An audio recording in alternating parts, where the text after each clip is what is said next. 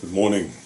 So again, I will talk about the German protests, the farmers' protests in Germany. And then I have a story about my oldest son.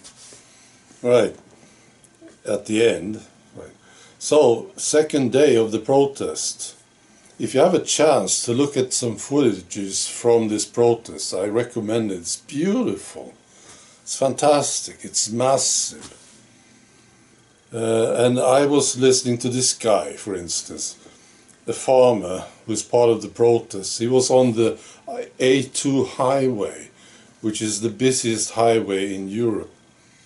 And this is what he said: "We are sick of lies. It's not just the farmers, it's the truck drivers, it's normal workers. Everybody is sick of politicians. We have no idea of what they are talking about. They have no education to tell us how we should live our lives." And this is the result of 4 years of trying to get in contact with politicians, talking to them on an equal level, but they will not listen. And now we have no other choice but to protest. And then he says, we have Dutch farmers coming over, Hungarian farmers coming over, Polish farmers coming over to support the protest. We are all united in getting rid of the politicians who are trying to get rid of us. I'll post a link to this. I also heard Danish farmers are crossing the border. Denmark is next to Germany. They come over to support this. It's beautiful. And if you look at the footages, you will see there's a lot of trucks and civilians, not just the farmers. Right.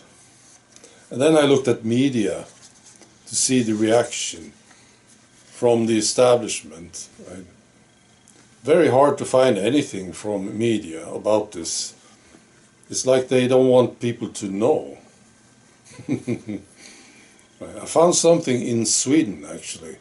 This is state-funded media. It's a short notice. Right. And they don't mention far-right extremists. Nothing. No mention of far-right. I was a bit surprised about this. There was even a quote from a farmer.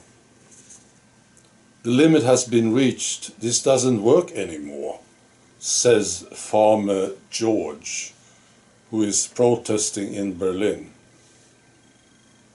Yeah, they just write this: "The German government will not withdraw proposals despite the widespread farmer protests in the country." And then I saw it in The Guardian. I sort of expected this, that The Guardian would write about it. And this is what they said: "The German Vice-Chancellor warns of extremism as far-right groups join farmers' protests." No, it's the AfD, the populist party in Germany. They are far-right, you see. That's what they say.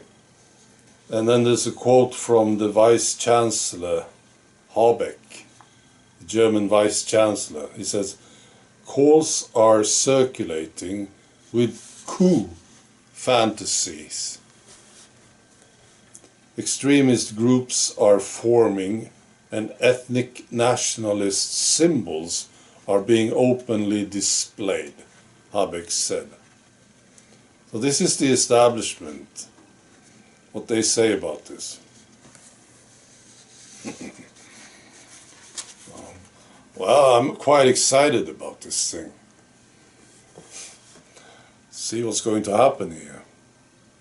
Alright, so then I'll tell you this story about my oldest son, because I want to congratulate my oldest son for something that happened. It's like a before and after story, actually. So when the pandemic started, my oldest son, he's working in a company in Stockholm. He's a handyman, and it's I think they have like 15, 20 employees, something, right? And he's got these work colleagues that he's working with all the time, right? And they are out in the field doing work. And during the pandemic, when it started, he told them about it. All of his sort of friends, right? He warned them about the needle. He really tried to talk to them, you see. And they wouldn't listen. None of them listened. And I think some of them ridiculed him for it, you see. And called him names, maybe, but he didn't get any response from these guys. So that's the before part of this story. Now we move forward. And just about a week ago, right, they came back from the holidays, the Christmas holidays, right? And they all met. I think they were having coffee or some breakfast maybe. And they all met and they started talking. And they started to talk about how people are so sick, somebody had been to Spain and saw that so many people are sick today, right? And then they sort of all agreed that it's the needle, So now they all know it. Right? And my oldest son, he was sitting there quiet, just listening to this thing, you see. Yeah, I want to congratulate you for this. It's a fantastic thing to experience, of course. All these guys who wouldn't listen to you, now they are confirming everything that you said. It's great. So, okay. That's all. Be good.